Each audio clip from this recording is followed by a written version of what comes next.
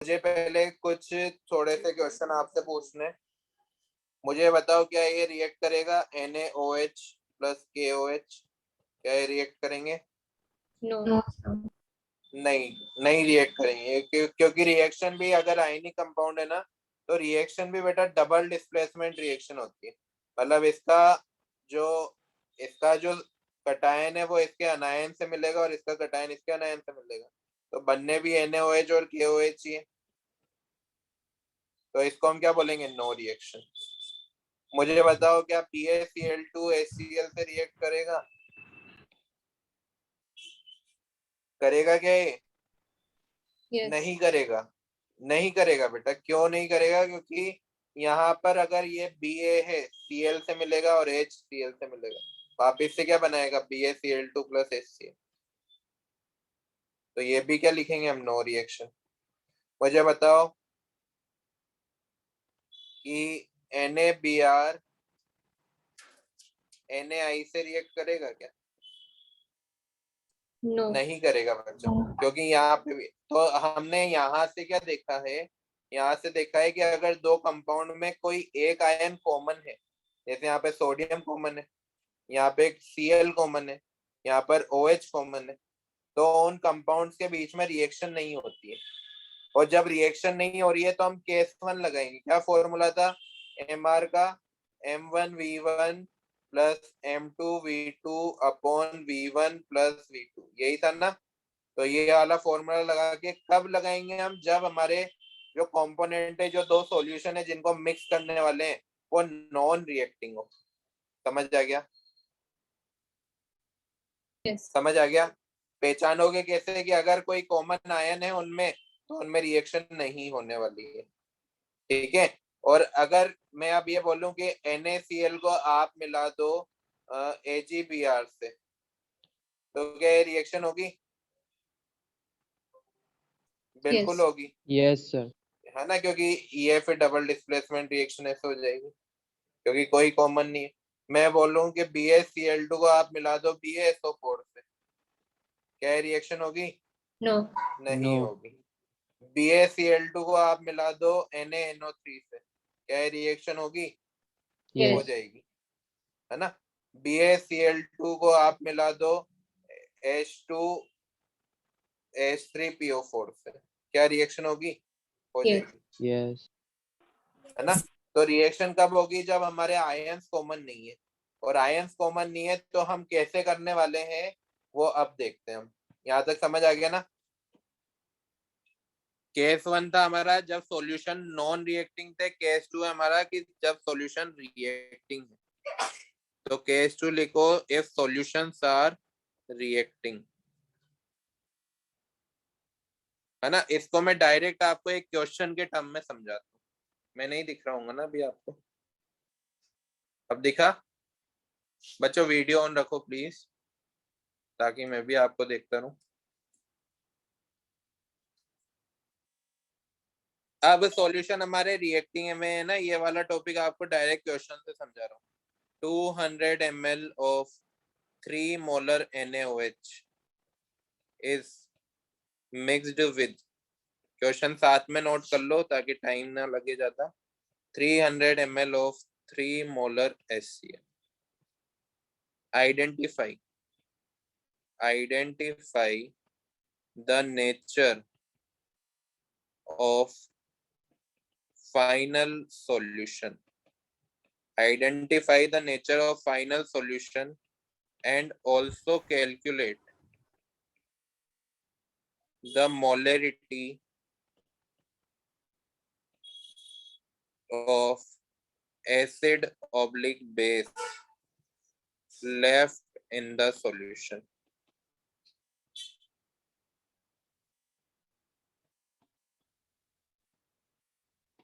Question note करो, फिर समझते हैं इसको।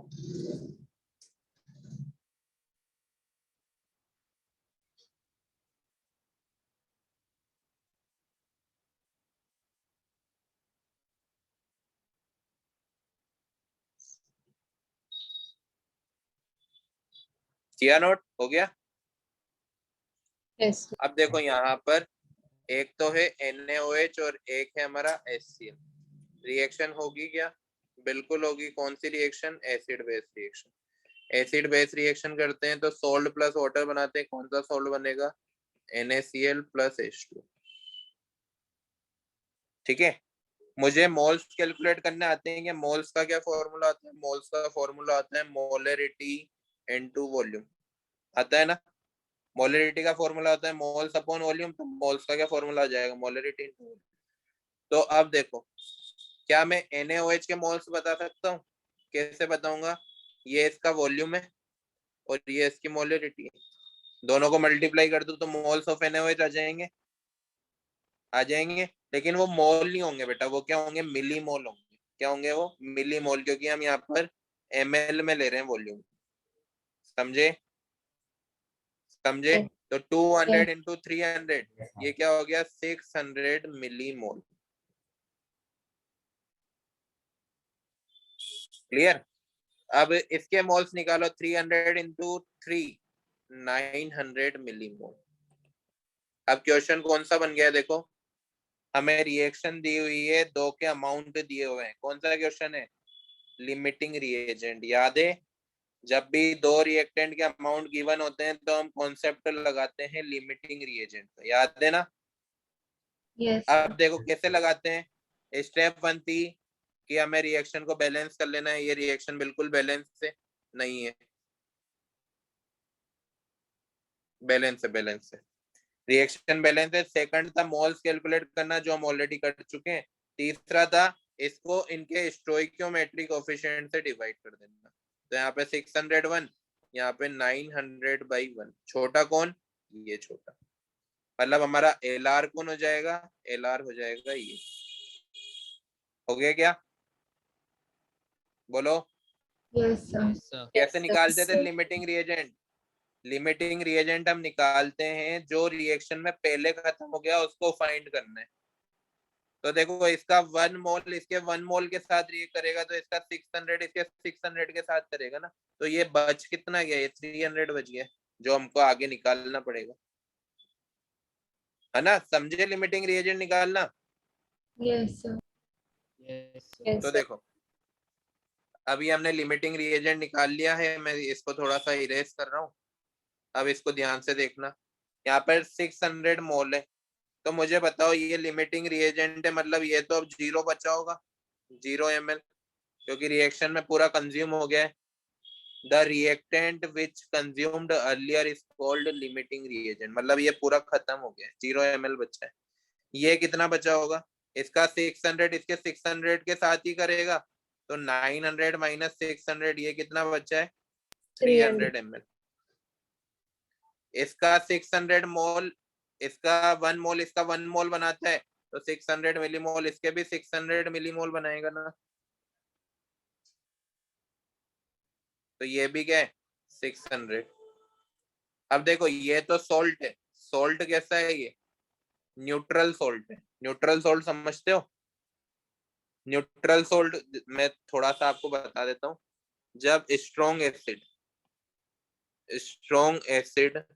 प्लस स्ट्रॉन्ग बेस मिलता है, तो आपको न्यूट्रल सोल्ट बनता है। क्या बनता है? Neutral salt. अगर स्ट्रॉन्ग एसिड और वीक बेस मिलने वाला है, अभी ये लिखवा दूंगा मैं, टाइम दूंगा, अभी मत नोट करना। तो आपका कैसा? अब ये स्ट्रॉन्ग है, ये वीक है, तो आपका एसिडिक सोल्ट बनने वाला है, एसिडिक सोल्ट। ठीक है, अगर स्ट्रॉन्ग या फिर वीक एसिड और स्ट्रॉन्ग बेस मिलता है, तो कौन सा सोल्ट बनेगा? Basic salt. याद है ना, ये तो बचपन में पढ़ा होगा। और दोनों ही अगर वीक है, weak acid plus weak base, तो वापस से क्या बनेगा? Neutral salt. कोई दिक्कत तो नहीं है यहाँ तक? No, sir. तो ये तो न्यूट्रल है, इसका तो कोई नेचर नहीं है। हमें क्या बताना है? Nature of the solution, nature of the final solution. तो नेचर क्या हो जाएगा? ये बच रहा है ना एक, तो नेचर कैसा हो जाएगा? एसिडिक। बोलो, समझ आया? Yes, sir. रिएक्शन Yes, में sir. उस सॉल्यूशन क्या बच गया? हमारा एसिड बच गया। तो नेचर ऑफ सॉल्यूशन क्या हो गया? नेचर ऑफ सॉल्यूशन हो गया है हमारा एसिडिक। पहला आंसर तो ये रिकॉर्डिंग हो रही है ना, पहला आंसर तो ये। अब वो बोल रहा है कि also calculate the molarity acid base left.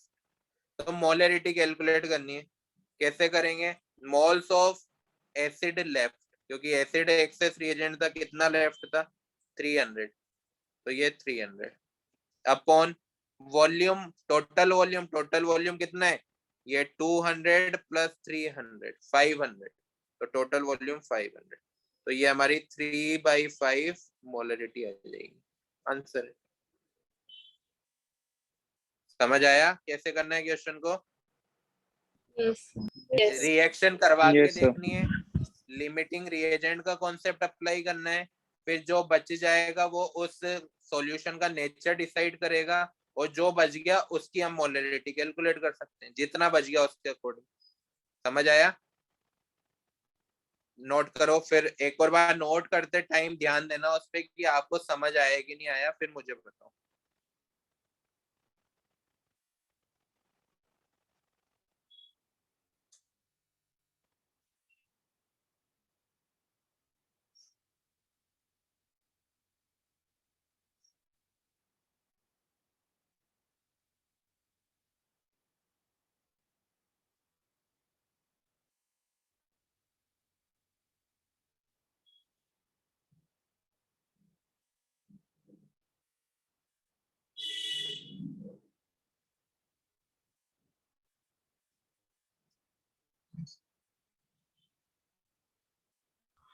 Yes, sir. ये नोट कर लो।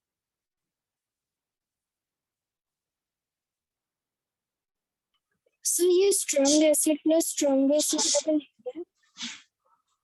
बेटा ये याद करवाएंगे हम आपको अभी, केमिकल बॉन्डिंग के बाद केमिकल इक्विलिब्रियम, फिर आयनिक इक्विलिब्रियम चैप्टर आएगा तब याद करवाएंगे। कुछ एसिड्स के नाम मैं बता देता हूँ, स्ट्रॉन्ग एसिड्स के। जैसे स्ट्रॉन्ग एसिड होते हैं, HCl होगा, H2SO4 होगा, HNO3 होगा, HClO4 होगा, ये स्ट्रॉन्ग एसिड है, HI, HBr। वीक एसिड कौन होंगे? वीक एसिड होंगे H2CO3, CH3COOH, है ना, HCOOH, COOH होल ट्वाइस, ये वीक एसिड होंगे। ये बेटा याद करने वाला पॉइंट है। इनका इनका जो स्ट्रेंथ होती है ना, याद करनी होती है। स्ट्रॉन्ग बेस NaOH, KOH और KOH और BaOH होल ट्वाइस, ये strong base. Weak base NH4OH, MgOH whole twice, CaOH whole twice, ये वीक बेस। कुछ इंपॉर्टेंट एग्जांपल है, वहीं आप अपनी नोटबुक में लिख लो। इससे ज्यादा वैसे मोल कॉन्सेप्ट में काम नहीं आएंगे, आयनिक में हम पूरे लिख पाएंगे आप, है ना, कंपेयर भी करेंगे strength.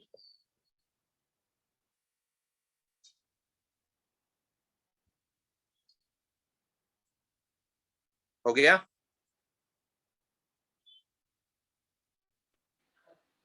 Yes, sir. Yes. Yes, sir. Yes. चलो क्वेश्चन है नेक्स्ट वाला। 200 ml of 2 molar H2SO4 plus 200 ml of 2 molar NaOH. Calculate the molarity of resultant solution with respect to acid base left। ये भी बिल्कुल simple है बेटा। H2SO4 और NaOH की रिएक्शन लिखेंगे। ये H2SO4, ये NaOH, क्या बनाएगा? ये सॉल्ट। कौन सा salt? Sodium sulphate, Na2SO4 plus water. Reaction लिख ली। अब इसको बैलेंस करना है। बैलेंसिंग में देखो यहाँ पर सोडियम 2 है तो यहाँ पर 2 आ जाएगा, हो गई ये बैलेंस। वाटर अब 4 हो गए ना तो यहाँ पर 2 आ जाएगा, हो गई ना बैलेंस। बोलो।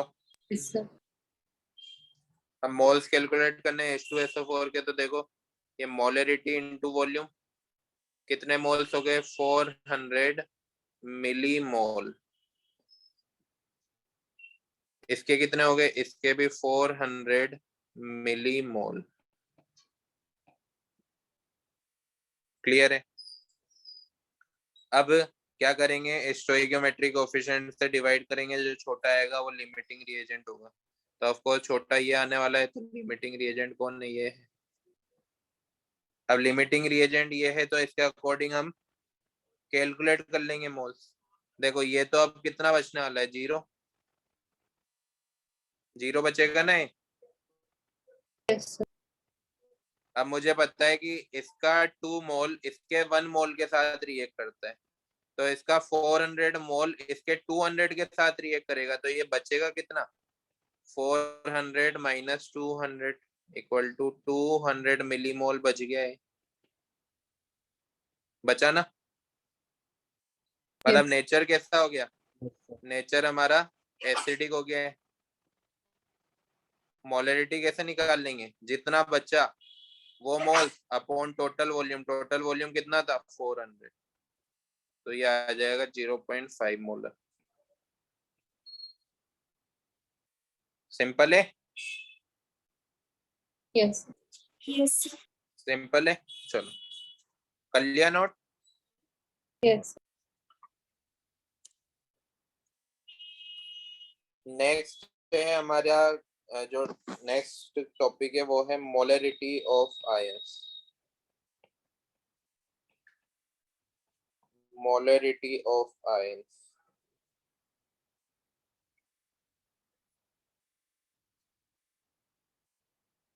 बेटा इसमें एक नोट बना के लिख रहा हूं, इफ नथिंग इज गिवन,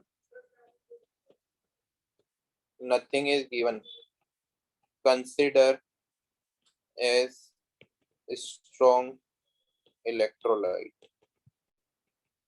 इसको मैं अभी समझाता हूँ थोड़ी देर से,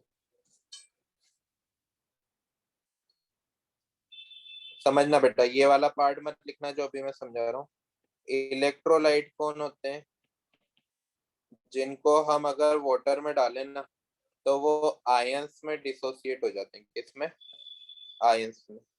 अब ये जो इलेक्ट्रोलाइट है दो तरह के होते हैं, एक तो होते हैं स्ट्रॉन्ग और एक होते हैं वीक।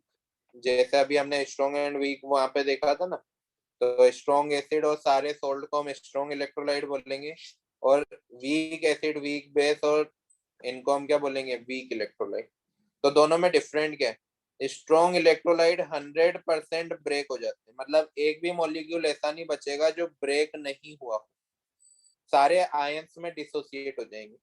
जबकि वीक इलेक्ट्रोलाइट वो होते हैं जो पार्शियली डिसोसिएट होते हैं। क्या होते हैं, पार्शियली। मान लो कि वो जैसे CH3COOH, अब मैंने इसको वाटर में डाला तो ये CH3COO माइनस और H प्लस में ब्रेक तो होगा, लेकिन पार्शियली, मतलब उस सॉल्यूशन में कुछ कंपाउंड इसके भी मौजूद होंगे, सारे आयंस नहीं होंगे, कुछ इसके भी मौजूद होंगे, क्योंकि वो पार्शियली ब्रेक हुआ है। माना, समझे, So can you समझे explain again? क्या बोल रहे हो बेटा,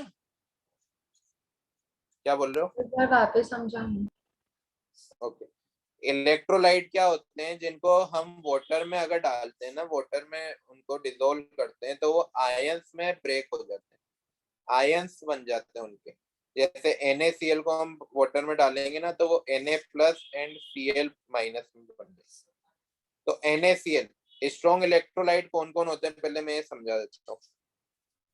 सारे सॉल्ट स्ट्रॉन्ग इलेक्ट्रोलाइट कहलाने वाले हैं, जैसे NaCl Na2SO4 ये सब स्ट्रॉन्ग है ना। सारे strong acid electrolyte strong electrolyte होंगे, और सारे स्ट्रॉन्ग बेस। वीक इलेक्ट्रोलाइट कौन होंगे, weak acid and weak base. तो स्ट्रॉन्ग इलेक्ट्रोलाइट कौन होते हैं? जो 100% डिसोसिएट होते हैं, 100% वो आयंस में डिसोसिएट होंगे, समझे? और वीक इलेक्ट्रोलाइट कौन होंगे? जो पार्शियली डिसोसिएट होंगे, उनका कुछ परसेंट डिसोसिएट हो जाएगा, बाकी का बचा अनडिसोसिएटेड रहेगा, समझे? Yes sir. है ना? अगर क्वेश्चन में गिवन नहीं है स्ट्रॉन्ग या वीक, तो हमें सभी इलेक्ट्रोलाइट को क्या मानना है? स्ट्रॉन्ग इलेक्ट्रोलाइट मानना है, मॉल कॉन्सेप्ट के क्वेश्चन में। क्लियर? Yes sir. चलो अब इसके क्वेश्चन करते हैं। पहले हम डिसोसिएट करना सीख लेते हैं। NaCl को कैसे डिसोसिएट करेंगे?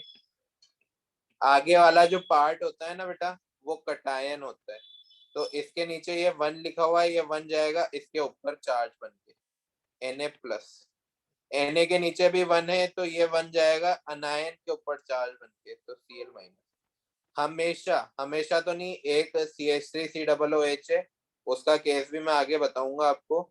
उसमें हमेशा लगभग 99% केसेस में कटायन आगे होगा, अनायन पीछे होगा कंपाउंड में, इस तरह से ब्रेक होगा। जैसे मुझे MgCl2 को ब्रेक करना है, तो कैसे ब्रेक करूंगा? ये जो 2 है ये कहाँ जाएगा? Mg के ऊपर चार्ज बन के, तो Mg+2। Mg के नीचे कुछ भी नहीं है, 1 मानेंगे, तो वो कहाँ जाएगा? Cl के ऊपर चार्ज बन के Cl-। अब इसको हम क्या कर लेंगे? बैलेंस कर लेंगे। यहाँ पर मैग्नीशियम का एक ही एटम था तो मैग्नीशियम का एक ही आयन बनेगा, क्लोरीन के यहाँ 2 एटम थे तो क्लोरीन के यहाँ पर 2 आयन बने। क्लियर? समझे? यस। Yes. AlCl3 को करो, Al2O3 को करो, Al2SO4 थ्राइस को करो।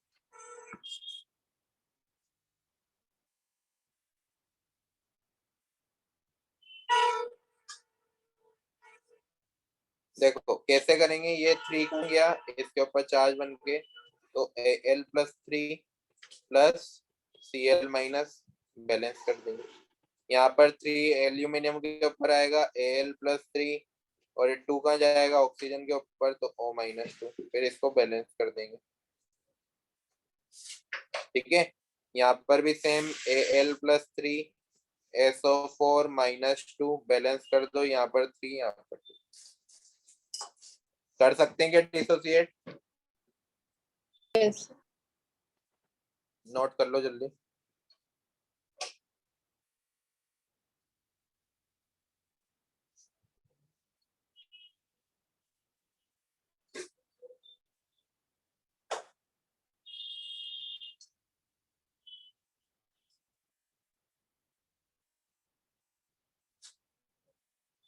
हो गया? Yes, sir. Yes sir. Yes, sir. चलो अब इसमें भी हम 2 केस पढ़ेंगे। केस 1 है when solution contain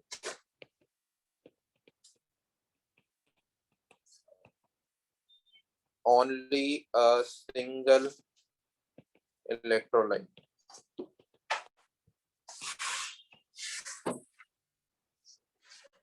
एक ही तरह का इलेक्ट्रोलाइट हो, जैसे क्वेश्चन के टर्म में समझाता हूँ। Calculate the molarity of each ion in 0.5 molar MgNO3 twice। 0.5 molar MgNO3 twice, इसका मुझे मोलरिटी कैलकुलेट करनी है। तो कैसे करेंगे? MgNO3 twice को डिसोसिएट कर देंगे, पहले तो रिएक्शन बना लेंगे, तो ये बन जाएगा Mg+2 + 2NO3-, ऐसे ही बनेगा ना? बोलो। Yes sir. Yes, अब sir. मोलरिटी क्या होती है? Moles of solute present in 1 litre solution. तो इसके कितने मोल्स है? 0.5 मोल्स है इसका मतलब, है ना? है ना? जब इसका 1 मोल इसके 1 मोल बनाता है और इसके 2 मोल बनाता है, तो इसका 0.5 मोल इसके भी 0.5 बनाएगा और इसके कितने बना देगा 2 इंटू 0.5। बोलो आया समझ में? Yes, sir. Yes, sir. Yes. तो मोलरिटी ऑफ Mg+2 कितनी हो जाएगी 0.5 और मोलरिटी ऑफ NO3 माइनस कितनी हो जाएगी 1। ये आंसर है, समझे? सिंपल है ना बहुत। Yes. एक क्वेश्चन और करते हैं। Al2SO4 थ्राइस का दे रखी है मोलरिटी 0.2 मोलर। कैलकुलेट करनी है ईच आयन की मोलरिटी। करो ये आप करो देखते हैं।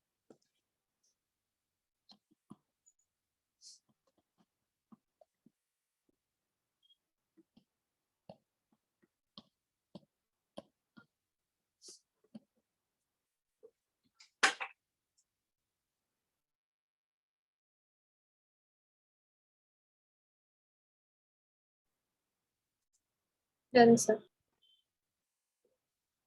हो गया ना? अब देखो ये हो गया कि ये वाला क्वेश्चन हो गया। Yes, sir. Very good. Al2SO4 whole thrice दो पार्ट में ब्रेक होने वाला है। Al+3 2 और SO4 -2 3। इसकी मोलरिटी 0.2 है तो इसकी कितनी हो जाएगी 0.4 और इसकी कितनी हो जाएगी 0.6। 0.6. यही आंसर है, सिंपल है। समझ आया निर्जला? Yes, sir. आस्था, Yes, sir. अद्वैत, अद्वैत बेटो आया अद्वैत? Yes, sir. चलो कर दो रे। तो ये वाला केस तो बिल्कुल ही सिंपल हो गया था। हमें सिर्फ आयंस में डिसोसिएट करना आना चाहिए जो हमने सीख लिया। ठीक है शिंजन? Yes, sir. केस 2 है। Case 2 when solution contains more than one electrolyte।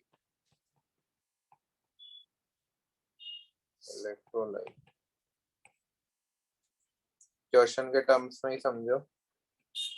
200 ml of 3 molar MgNO3 twice plus 300 ml of 2 molar NaNO3। Calculate the molarity of each ion in the final solution। अब पहले तो ये देखो बेटा ये react करेंगे क्या? नहीं करेंगे, कॉमन आयन है ना। तो पहले हम दोनों की रिएक्शन लिख देंगे डिसोसिएशन वाली। MgNO3 ट्वाइस किसमें ब्रेक होगा Mg+2 में, NO3 माइनस में, ये 2 बन जाएगा। NaNO3 को कैसे डिसोसिएट करेंगे Na+ एंड NO3 माइनस। बोलो ठीक है, बोलो। Yes, sir. Yes. अब सभी के Yes, sir. मोल्स कैलकुलेट कर लेंगे। सभी के मोल्स कैसे कैलकुलेट करेंगे देखो। इसके 200 है और इस 200 ml इंटू 3 तो ये हो जाएंगे हमारे 600 मिलीमोल। बोलो क्लियर है? इसके NaNO3 के भी हो जाएंगे 600 मिलीमोल। क्लियर है? Yes. बोलो। अब Yes. इसके 600 है तो इसके भी 600 ही होंगे और इसके कितने हो जाएंगे 1200। 500. इसके 600 है तो इसके भी 600 और इसके भी 600 स्टोइकियोमेट्री से। क्लियर है? Yes. Yes, sir. है ना?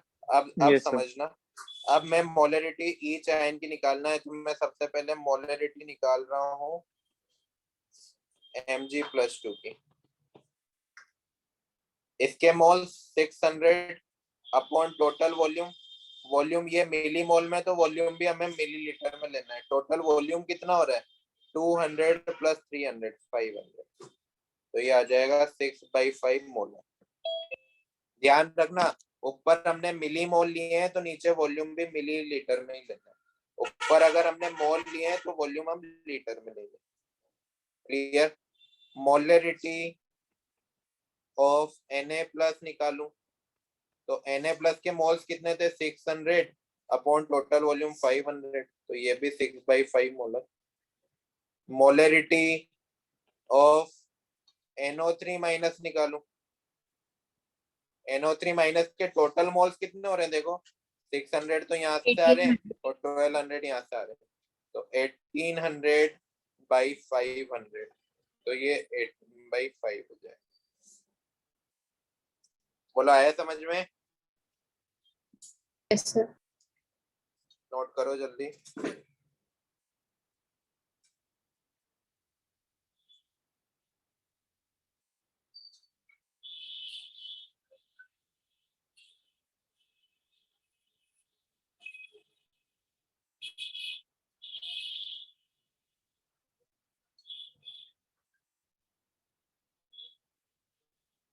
अगर मुझे सारे आयंस की टोटल मोलरिटी पूछी जाए तो इन तीनों को हम ऐड कर देंगे, है ना? या फिर ऐसा भी कर सकते हैं कि सारों के मोल्स को कैलकुलेट करके अपॉन टोटल वॉल्यूम कर दो, क्योंकि मोलरिटी का तो हमने यही फॉर्मूला लिखा है रिजल्टेंट मोलरिटी का, total moles upon total volume, ये लिखा है ना। तो टोटल वॉल्यूम तो कितना आ रहा है? 500। टोटल मोल्स 3 के तो 600 थे और एक का 1200 था, यही था ना? yes sir, तो ये हो जाएगा 18 + 12 30 300 अपॉन 500, तो ये आंसर आ जाएगा 6 मोलर। क्लियर है? yes sir, Yes, sir. Yes, sir. एक क्वेश्चन और करो। Calculate the concentration. जब भी बेटा कॉन्सेंट्रेशन लिखा हो ना, तो वो सबसे ज्यादा चांसेस है कि मोलरिटी की बात कर रहा है। अगर आपको कोई कॉन्सेंट्रेशन टर्म की बात नहीं कर रहा है वो, तो आपको मोलरिटी काउंट करनी है। ठीक है? concentration of H+ ion in a solution formed by mixing 200 ml of molar H2SO4 with 300 ml of 2 molar HCl and 500 ml of 1.5 molar HNO3.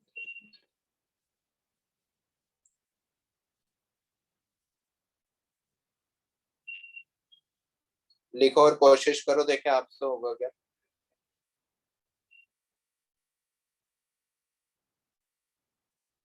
Acids को डिसोसिएट करो H+ एंड उनके आयंस में, फिर सारों के मोल्स कैलकुलेट करो, stoichiometry लगाओ, H+ के मोल्स कैलकुलेट करो, टोटल मोल्स निकाल लो H+ के, टोटल वॉल्यूम से डिवाइड कर दो।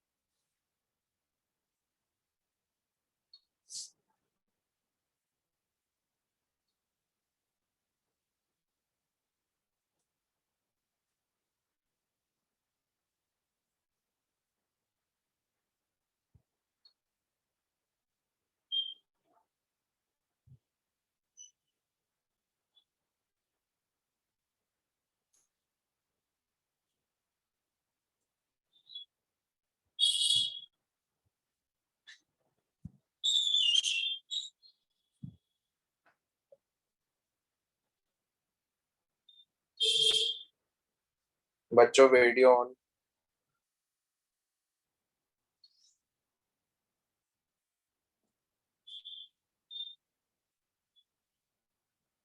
जैनब,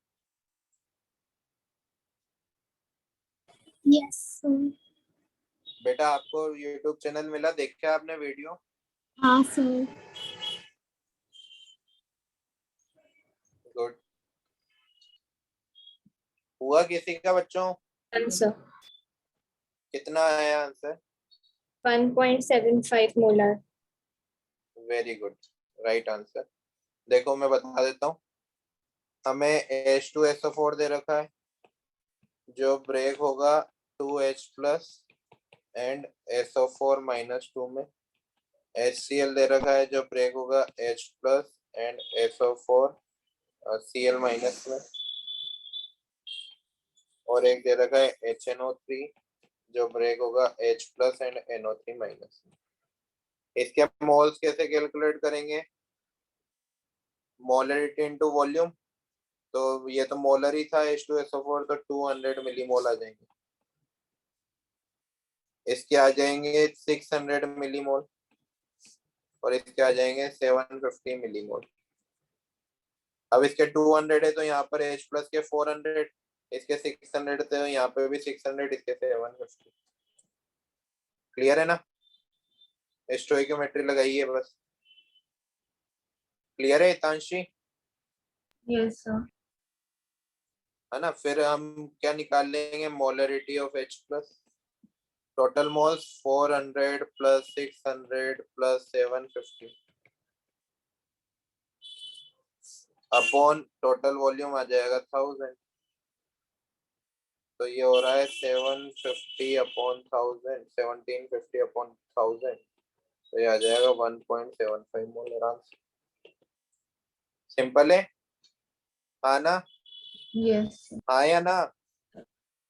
अद्वैत बेटा, चलो नेक्स्ट रिएक्शन देख रहे हैं, प्रेसिपिटेशन रिएक्शन।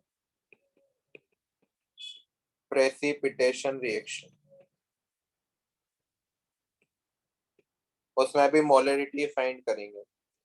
तो बेटा प्रेसिपिटेट क्या होता है? जैसे हम HeNO3 की रिएक्शन करवा रहे हैं NaCl से, तो हमें HeCl मिल रहा है प्लस NaNO3 मिल रहा है।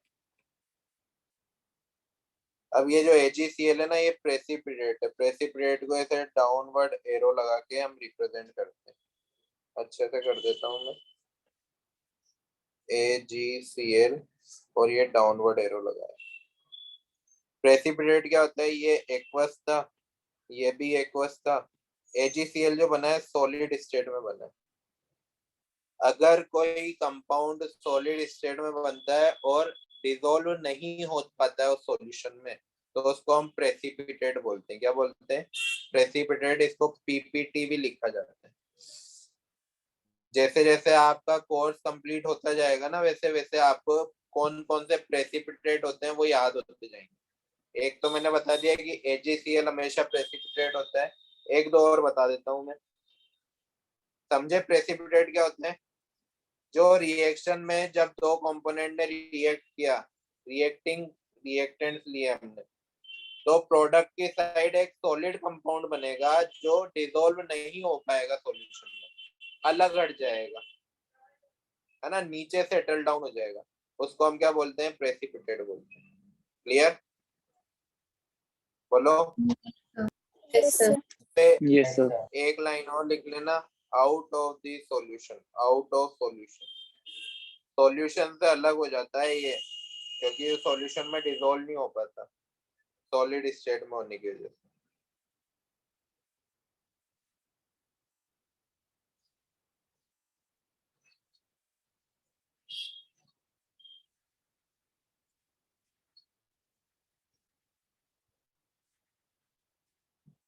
कर दी रेस?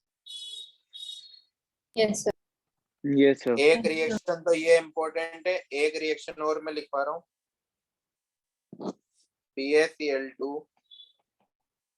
प्लस Na2SO4, ये बनाता है BaSO4 जो कि प्रेसिपिटेट है, और एक बनाएगा NaCl।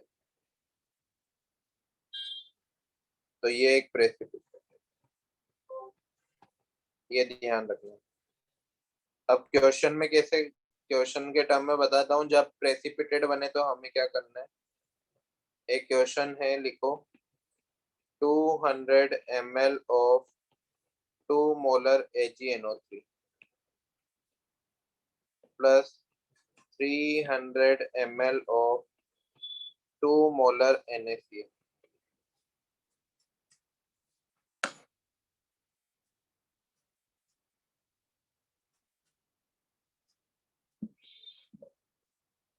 ठीक है, इसमें बोल रहा है वो कैलकुलेट। पहले तो देखो बेटा, ये दोनों रिएक्ट करेंगे ना, बिल्कुल करेंगे, एक भी कॉमन आयन नहीं है ना, रिएक्ट करेंगे। तो इनको हम पहले वाले कॉन्सेप्ट में इस तरह से आयंस कैलकुलेट नहीं करना है इसमें, क्योंकि ये तो नॉन रिएक्टिंग थे, सभी में एक एक कॉमन आयन था, है ना, दिख रहा है। ये वाले तो रिएक्ट करेंगे, तो इनको हम वैसे नहीं करेंगे, इनका डिफरेंट मेथड है, वो मैं बता देता हूँ। कैलकुलेट द कॉन्सेंट्रेशन, कॉन्सेंट्रेशन वो बोले तो हमें मोलरिटी कैलकुलेट करनी है, याद रखना। ईच आयन, हम पढ़ेंगे 10 तरह की कॉन्सेंट्रेशन टर्म, लेकिन सबसे important molarity in the resulting solution. जितने भी आयन बने हैं उनकी हमें कॉन्सेंट्रेशन टर्म कैलकुलेट करनी है।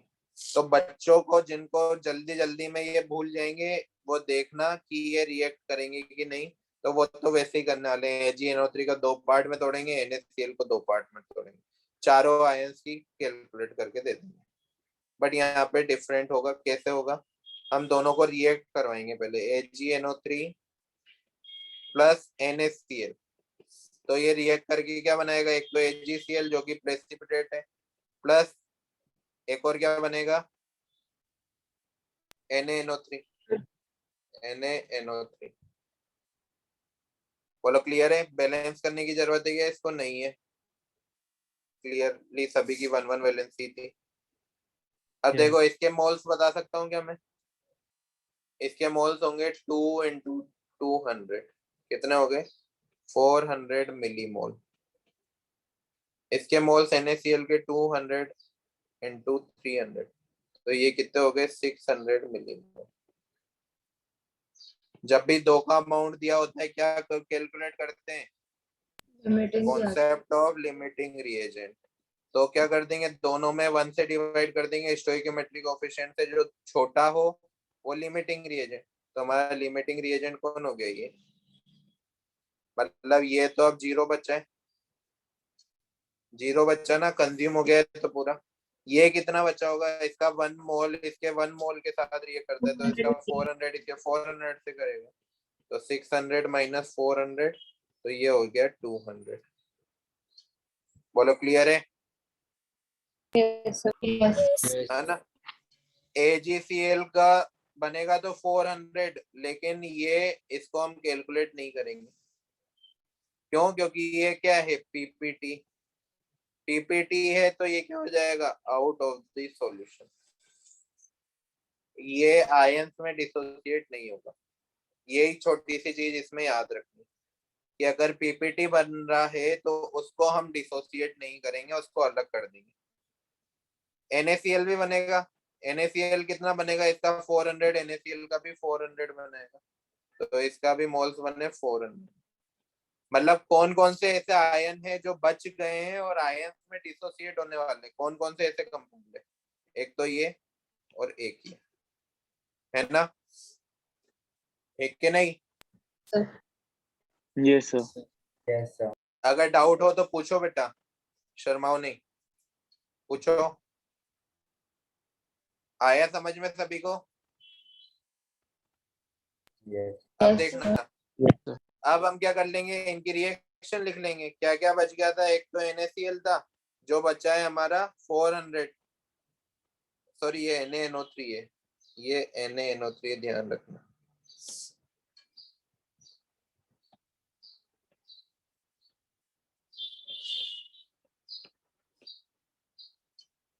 NaNO3 बचा है, इसको ब्रेक करूंगा तो Na प्लस और NO3 माइनस, और एक बचा है NaCl, इसको ब्रेक करूंगा तो Na प्लस और Cl माइनस। अब तो वैसा ही हो गया है क्वेश्चन, इसके 400 मिलीमोल थे, इसके 200 थे, तो इसके भी 400 बनेंगे, इसके भी 400 बनेंगे, इसके भी 200 बनेंगे, इसके भी 200 बनेंगे। क्लियर है? Molarity of NO3 minus 400 upon total volume. Total volume कितना हो रहा है? 200 प्लस 300 500, तो 4/5 हमारी इसकी मोलरिटी आ जाएगी। Molarity of Cl minus 200 upon 500 क्या आ जाएगी? 2/5 molar. Molarity of Na plus की कैसे निकालेंगे? टोटल आयन 400 मिलीमोल ये, 200 मिलीमोल ये, 600 प्लस अपॉन 500 तो 6/5 molar. Clear? Yes, sir. Yes, sir. अब कई बार है ना, वो जो प्रेसिपिटेट बना है ना उसका मास भी पूछ लेते हैं बेटा। लिख लो यहाँ पे, sometimes they will ask the mass of precipitate, the mass of PPT। तो मुझे पता है AgCl कितना बना था? 400 मिलीमोल बना था। जब अगर वो 400 मिलीमोल बनेगा, AgCl कितना बना है? 400 मिलीमोल।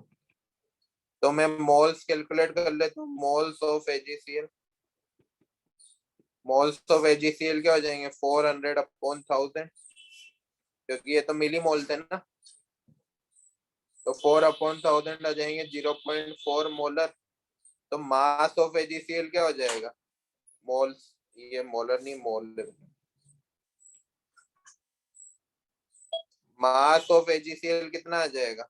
मास ऑफ AgCl आ जाएगा 0.4 into molar mass of this. Molar mass of this होता है 143.5, 108 होता है इसका मास।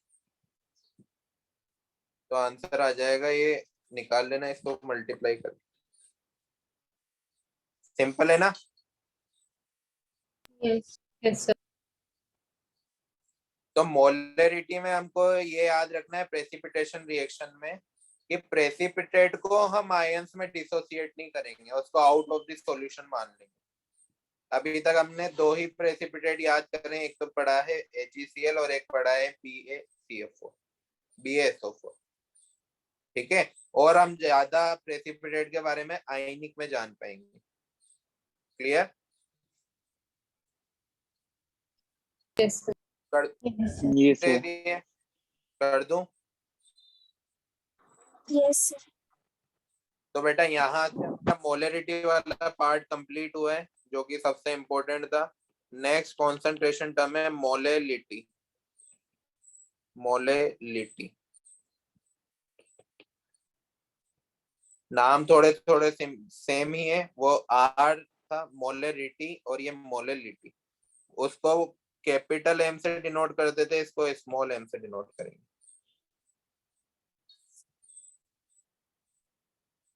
क्लियर? अब देखना इसकी डेफिनेशन, जो कि वही मैं बोल रहा हूँ, डेफिनेशन सभी की बहुत ज्यादा इंपॉर्टेंट है, इसकी थोड़ी सी और ज्यादा इंपॉर्टेंट है। Moles of solute present in mass या फिर 1 kg सॉल्वेंट। अंडरलाइन करना है इस पे, यहाँ पे पहली बार नीचे क्या आने वाला है? फॉर्मूले में सॉल्वेंट। अभी तक जितनी भी कॉन्सेंट्रेशन टर्म हमने पढ़ी थी, सभी में हम डिनोमिनेटर में क्या ले रहे थे? सॉल्यूशन ले रहे थे, याद है ना? ये एक कॉन्सेंट्रेशन टर्म ऐसी है जिसमें नीचे हम सॉल्वेंट को लेंगे। कैसे फॉर्मूला लिखते हैं इसका? मोलरिटी को, जिसको मैं स्मॉल एम से डिनोट कर रहा हूँ, वो होगी moles of solute present in weight of solvent. लेकिन ये जो वेट ऑफ सॉल्वेंट होगा ये केजी में होना चाहिए। क्लियर? Yes, sir. नोट करो।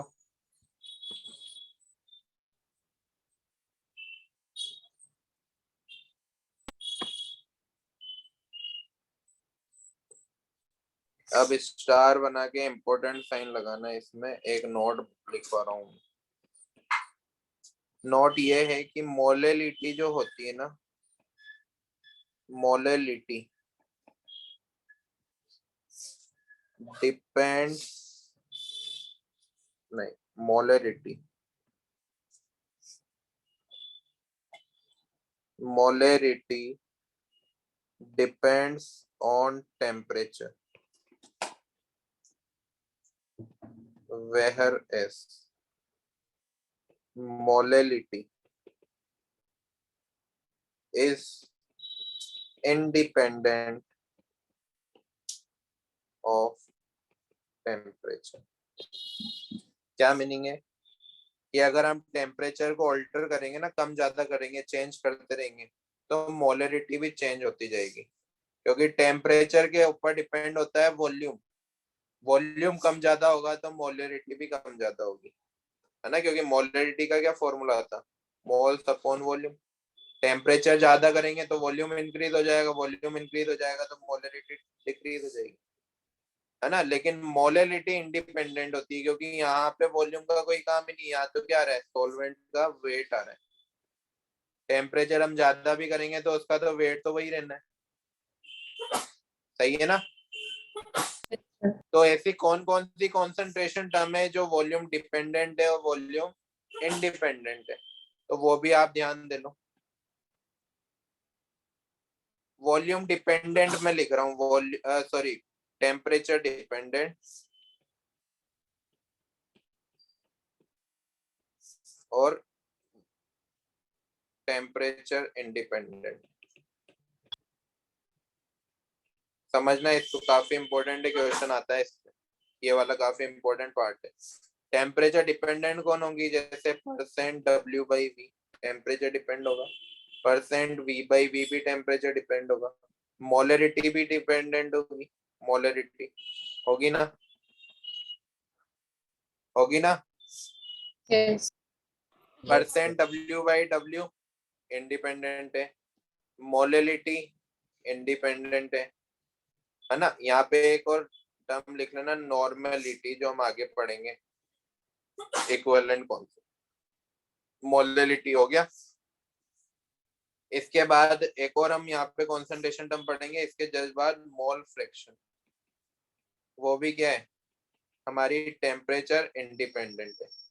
तो क्वेश्चन कई बार आता है, इनमें से कौन सी कॉन्सेंट्रेशन टर्म टेम्परेचर इंडिपेंडेंट है, तो मोस्ट इंपोर्टेंट है ये तीनों, है ना। या फिर क्वेश्चन आ जाता है कि इसकी मोलरिटी ये थी 0.5 मोलर इस टेम्परेचर पे, तो बताओ दूसरे टेम्परेचर पे क्या होगी, तो आप घबरा जाओगे। फिर आपको याद आना चाहिए कि टेम्परेचर इंडिपेंडेंट है, कोई से भी टेम्परेचर पे मोलरिटी चेंज नहीं होने वाली। समझ आया, बोलो। Yes. Yes, sir. नोट किया ये note. Yes, sir. Yes, sir. Yes, sir. Yes, sir.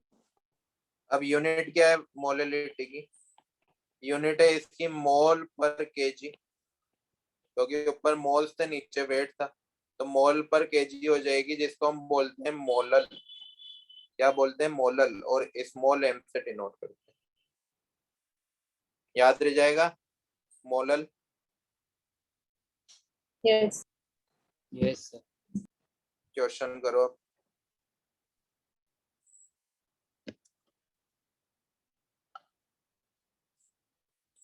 Question है 90 ग्राम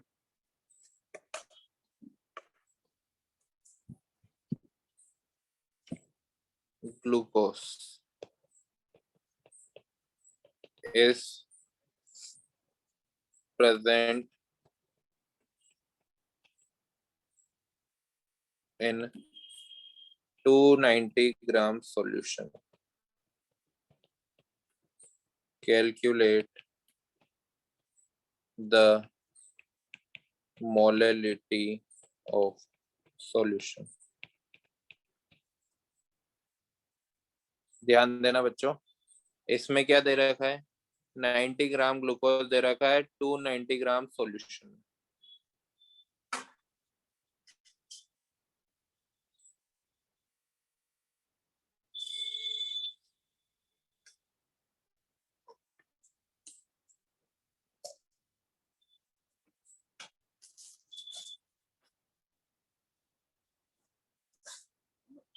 ध्यान देना बच्चों, अब हमें मोलैलिटी कैलकुलेट करनी है, तो हमें मोल्स ऑफ सॉल्यूट की जरूरत पड़ने वाली है और वेट ऑफ सॉल्वेंट की जरूरत पड़ने वाली है। दोनों ही हमें गिवन तो नहीं है, निकालना पड़ेगा, फाइंड करना पड़ेगा। मोल्स ऑफ सॉल्यूट तो कैसे कन्वर्ट कर सकता हूँ मैं, ये गिवन मास है अपॉन मोलर मास, तो ये ग्लूकोज सॉल्यूट ही था, तो 90 अपॉन इसका मोलर मास होता है ग्लूकोज का 180। ग्लूकोज होता है C6H12O6।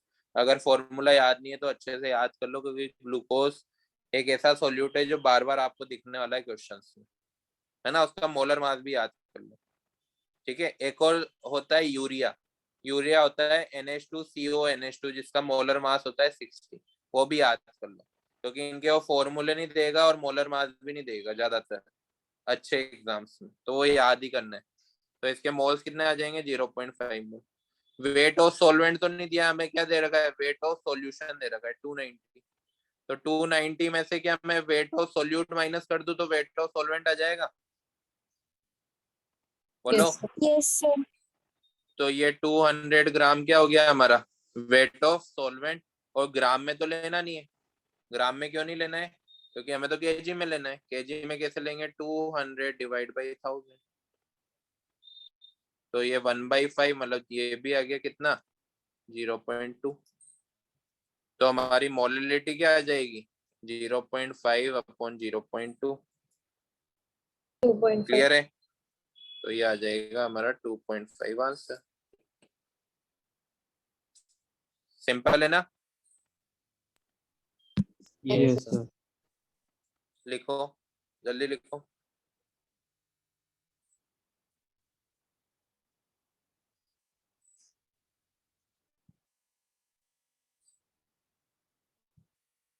Done, sir. अब Done, sir. देखना नेक्स्ट क्वेश्चन करते हैं। Calculate molality of 20% W/W NaOH solution. अब मैंने आपको इसलिए बार बार बोला था कि जो हमारी डेफिनेशन है ना कॉन्सेंट्रेशन टर्म की, सारी कॉन्सेंट्रेशन टर्म्स की, वो मोस्ट इंपोर्टेंट है, यहाँ पे वो काम आएगी।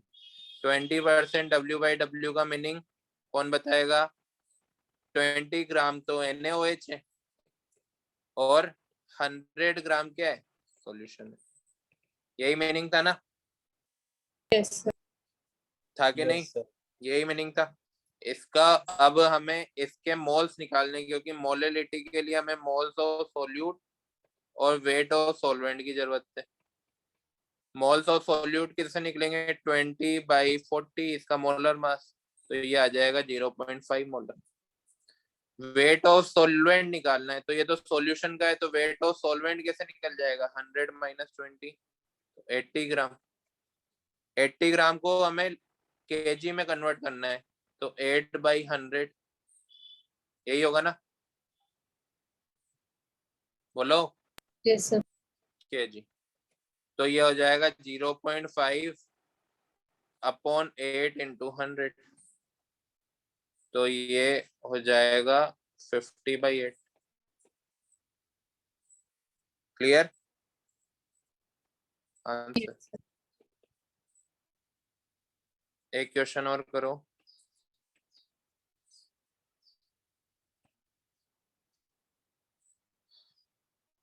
Calculate the molality of 28% W/V KOH solution. The density of solution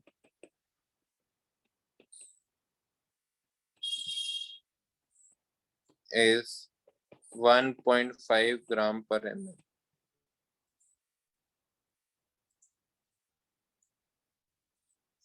करके देखो बेटा ये क्वेश्चन।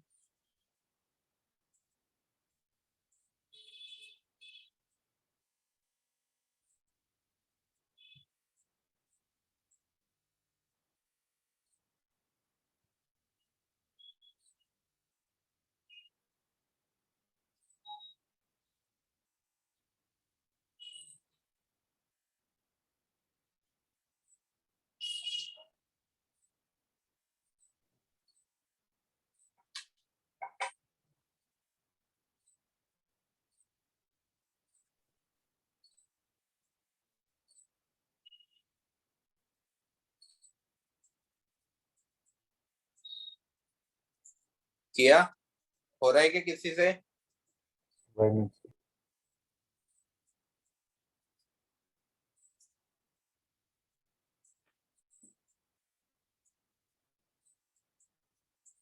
बेटा कट मत करना, ऐसे ही बता देना रेशियो में।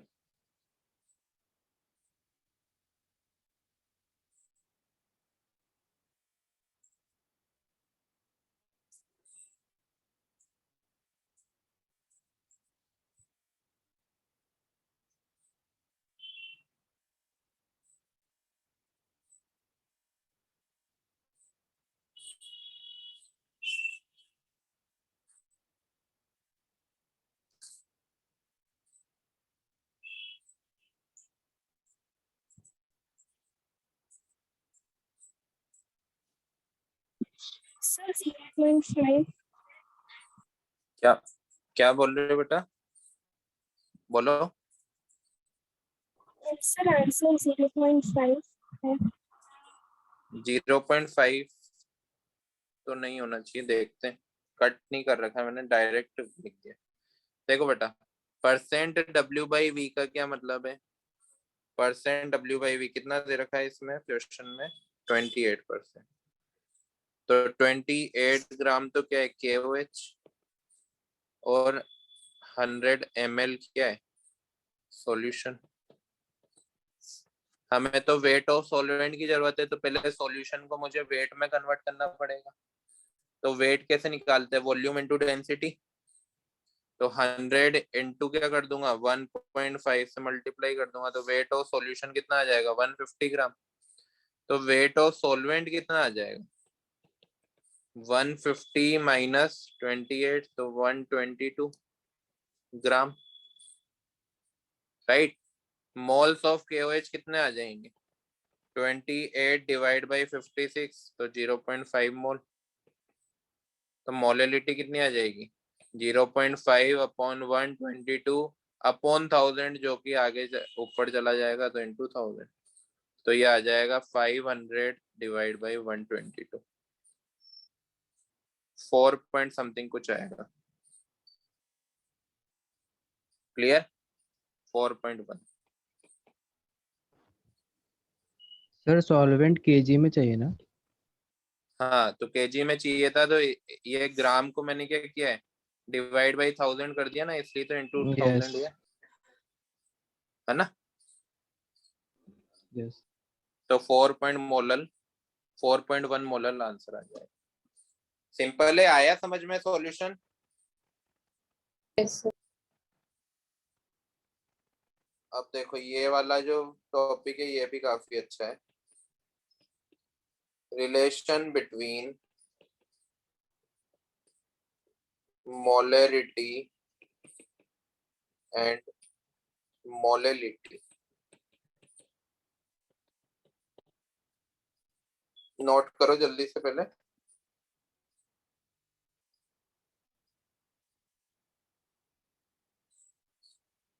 Done, sir. इसके लिए क्वेश्चन ही करते हैं। नोट कर लिया है? Yes, sir. Yes, sir. Question क्या है? Calculate the molality, calculate the molality of a 2 molar NaOH solution whose density is 1.2 ग्राम पर ml। ध्यान देना बच्चों, हमसे पूछ रहा है मोलरिटी और दे रखी है मोलरिटी। तो मोलरिटी का क्या मतलब होता है? 2 मोलर NaOH का मतलब होगा, 2 मोलर NaOH का मतलब है 2 मोल NaOH present in 1 liter solution। बोलो क्लियर है? क्लियर Yes, है? sir. Yes. तो ये क्या है हमारा? ये है हमारे 2 मोल, ये है हो गया मोल्स ऑफ सोल्यूट। ठीक है, ये क्या हो गया? ये हो गया वॉल्यूम ऑफ सॉल्यूशन। लेकिन हमें तो मोलरिटी कैलकुलेट करनी है, वेट ऑफ सॉल्वेंट की जरूरत है। तो क्या मैं वॉल्यूम ऑफ सॉल्यूशन को 1000 ml को डेंसिटी से मल्टीप्लाई करके ग्राम में चेंज कर सकता हूँ? 1.2 कर दूंगा तो ये हो जाएगा 1200 ग्राम। होगा कि नहीं? होगा ना? Yes. बट ये क्या है हमारा? ये हमारा वेट ऑफ सॉल्यूशन। हमें तो क्या चाहिए? वेट ऑफ सॉल्वेंट चाहिए। वेट ऑफ सॉल्वेंट के लिए मुझे क्या निकालना पड़ेगा? Weight of solution minus weight of solute. इसका वेट ऑफ सोल्यूट कैसे निकाल सकता हूं मैं? इसका वेट ऑफ सोल्यूट निकाल सकता हूँ 2 into मोलर मास। बोलो, कर सकता हूँ क्या weight of solute? Yes, sir. 80 ग्राम। ये गया कि नहीं गया दिमाग में? सच्ची सच्ची बताओ। Yes, sir. निर्जला, प्रितेश, sir. बेटा वीडियो ऑफ मत करो, वीडियो ऑफ बिल्कुल मत करो। गया दिमाग में? कुंजल, वेट ऑफ सोल्यूट गया, मोलर मास इनटू मोल्स, तो वेट ऑफ सोल्यूट आ गया। तो वेट ऑफ सॉल्वेंट कितना आ जाएगा? 1200 माइनस 80, तो ये हो जाएगा कितना? 1120 ग्राम। 1120 ग्राम आ गया, लेकिन यहाँ हमें तो मोलरिटी निकालने के लिए केजी में चाहिए होता है। तो मोल्स ऑफ सोल्यूट तो पता ही था, 1120 ग्राम लिख दिया, अपॉन 1000 करूंगा तो वो मल्टीप्लाई बाई 1000 हो जाए। तो ये 0 से 0 कट गया, ये क्या आ गया हमारा? 200 बाई 112 मोलर आंसर। समझे? Yes. चलो नोट करो।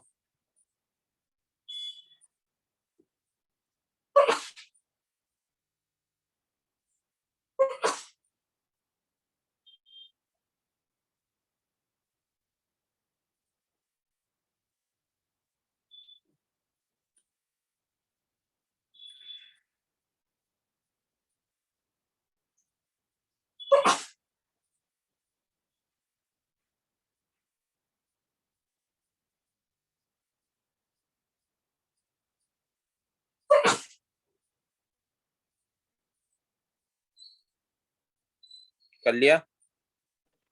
Yes, sir. चलो अब देखो, हम ना एक नया फॉर्मूला डिराइव कर रहे हैं। मोलरिटी जिसको बोलते हैं हम capital M.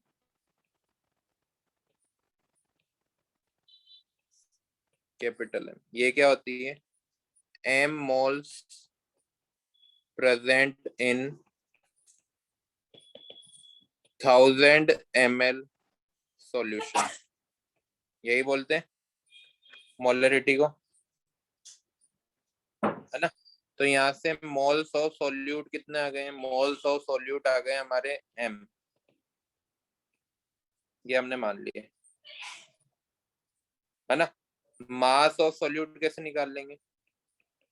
Mass of solute निकाल लेंगे m into molar mass of solute, ऐसे ही निकालेंगे ना? ये moles, moles into molar mass of solute, ऐसे ही निकालते हैं। Yes. वॉल्यूम ऑफ सॉल्यूशन कितना दिया हुआ है? Volume of solution, volume of solution दिया हुआ है 1000 ml। तो बताओ मास ऑफ सॉल्यूशन कितना होगा? Mass of solution mass of solution कितना हो जाएगा 1000 इनटू डेंसिटी, ये हो जाएगा ग्राम में, होगा क्या नहीं होगा ना? क्लियर है ना? Yes, sir. Yes, sir. लेकिन हमें तो मास ऑफ सॉल्वेंट की जरूरत है, मास ऑफ सॉल्वेंट की। मास ऑफ सॉल्वेंट कैसे निकालेंगे? ये जो हमारा मास ऑफ सॉल्यूशन आया उसमें से मास ऑफ सॉल्यूट को माइनस कर दें, तो मैं यहाँ लिख सकता हूँ 1000 D minus m into molar mass of solute. बोलो लिख सकता हूँ क्या? Yes, sir. Yes, sir. अब मेरे को डायरेक्ट फॉर्मूले में रखना है। मोलिलिटी का क्या फॉर्मूला होता है? मोल्स ऑफ सॉल्यूट जो था m इनटू, लेकिन ये जो सॉल्वेंट का मास आएगा ना एक ग्राम में आएगा, याद रखना ग्राम में आएगा, है ना? अब mass of solute upon mass of solvent 1000 D minus molar ये मोलरिटी है, ये m मोलरिटी है, ध्यान रखना molarity into molar mass of solute upon 1000 जो आगे जाके ऊपर आ जाएगा इनटू 1000। तो ये हमारा डायरेक्ट फॉर्मूला हो गया किसका? ये डायरेक्ट फॉर्मूला हो गया हमारा। जब मोलरिटी गिवन हो तो मोलरिटी कैसे निकालेंगे, और मोलरिटी गिवन हो तो मोलरिटी कैसे निकालेंगे, रिलेशनशिप बता दी हमने। एक बार पूरा डेरिवेशन अपने ध्यान से पढ़ो समझो, फिर मुझे बताओ समझ आया कि नहीं आया। ये जो फॉर्मूला है ये आपको याद करना है क्योंकि काफी इंपॉर्टेंट है।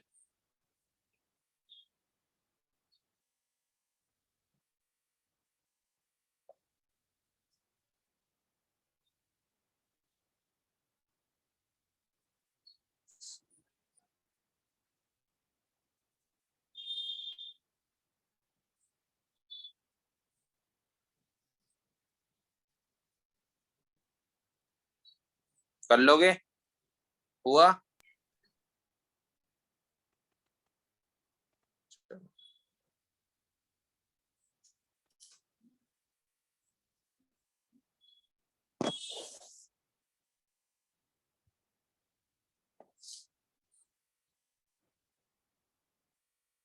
नेक्स्ट है हमारा रिलेशन, ये तो हो ही गया। नेक्स्ट जो कॉन्सेंट्रेशन टर्म है वो है मोल फ्रैक्शन।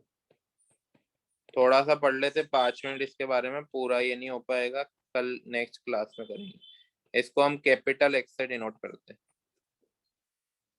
Mole fraction. इसकी जो डेफिनेशन है वो है the ratio of moles of one component to the total moles of mixture।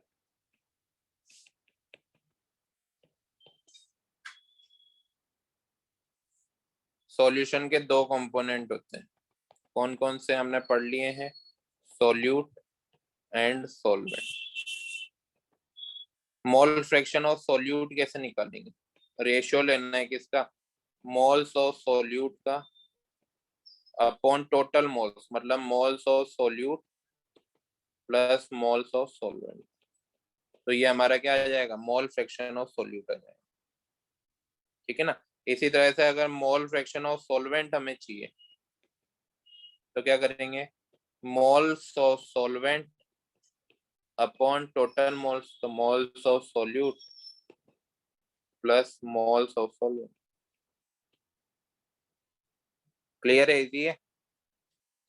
अब ये फ्रैक्शंस में रेशियो है तो इन दोनों का जो मोल फ्रैक्शन का सम होगा ना ये बेटा 1 के बराबर होगा।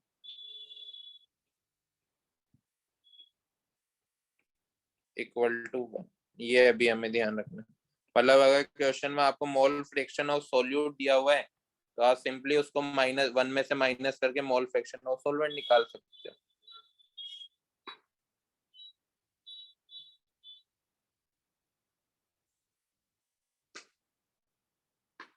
ठीक है? Yes, sir. लिख लिया, ये लिख लिया, Yes. Yes, sir. लिखो।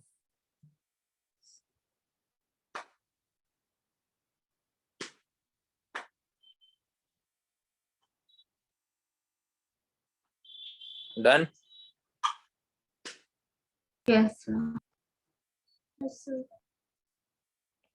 लिखना, the sum of mole fraction of all the component, चाहे जितने कंपोनेंट हो सभी का सम 1 के बराबर आने वाला है, in a mixture is always unity।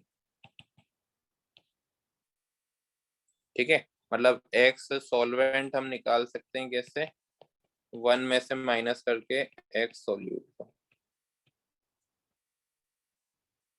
ये ऑलरेडी लिख चुके हैं। इनका अगर मैं रेशियो लूं, मैं mole fraction of solute upon mole fraction of solvent का, तो देखना क्या फॉर्मूला होता है, n सॉल्यूट मतलब moles of solute upon n total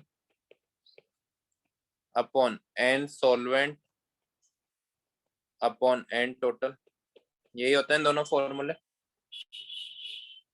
है ना। n टोटल से n टोटल कट हो रहा है क्या,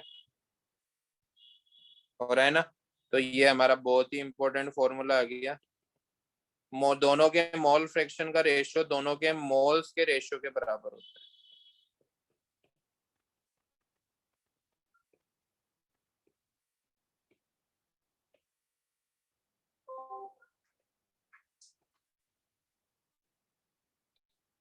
स्वामी का पढ़ने से मन उठ गया है।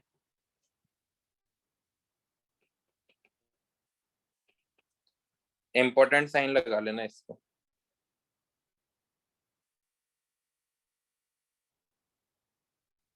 ठीक है, यस Yes, yes, sir. चलो ये तीनों चारों फॉर्मूले याद करना।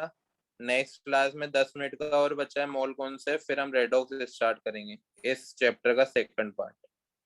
ठीक है, वो भी उसमें भी कम से कम 5-6 क्लासेस लगेगी।